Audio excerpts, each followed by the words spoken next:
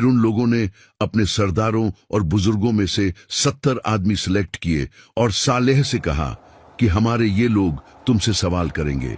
अगर ये लोग तुम्हारी गवाही देंगे तो हमारी सारी कौम तुम्हारे खुदा को मान लेगी। उन 70 लोगों ने एक पहाड़ की तरफ इशारा किया और कहा कि हम उस जगह पर चलकर तुमसे सवाल करेंगे। वहां पहुंचकर उन्होंने कहा, अपने रब से दुआ करो कि इसी पहाड़ से एक सुर्ख रंग की ऊंटनी बाहर आए और उस ऊंटनी के पेट में 10 महीने का बच्चा भी हो। हजरत सालेह ने कहा कि तुमने ऐसी चीज मांगी है जो मेरे रब के लिए बिल्कुल आसान है। फिर उन्होंने दुआ की और उसी वक्त पहाड़ की एक जगह फट गई और उसमें से बिल्कुल वैसी ही ऊंटनी बाहर आई जैसी वो लोग चाहते थे।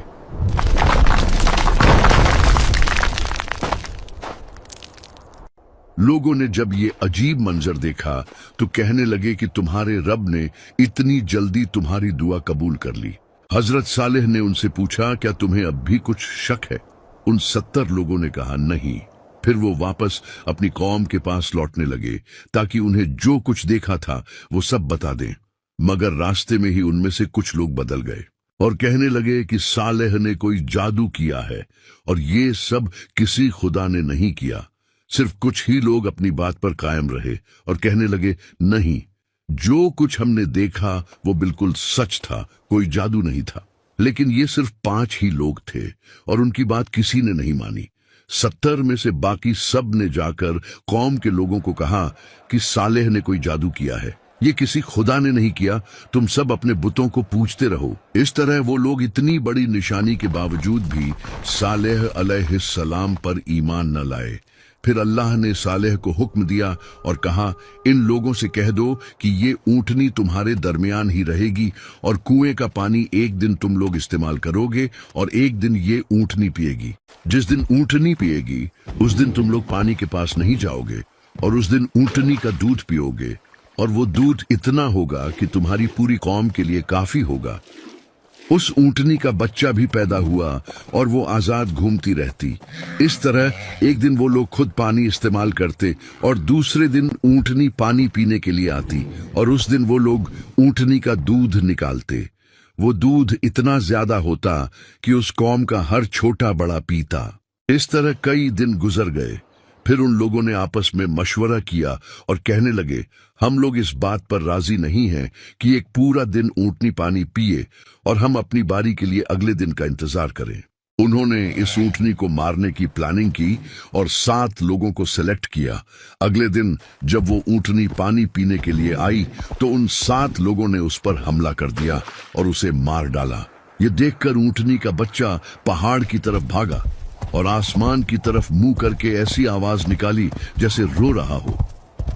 जब ऊंटनी जमीन पर गिर पड़ी तो सारी कौम के लोग आ गए और सब ने उसके गोश्त को काटकर आपस में तकसीम कर लिया और सब लोगों ने वो गोश्त पकाकर खाया। जब हजरत सालेह को इस बात का पता चला तो वो उनके पास आए और कहा कि तुम लोगों ने ये क्या जुल्म किया, अपने परवरदिगार की नाफरमानी कर ली।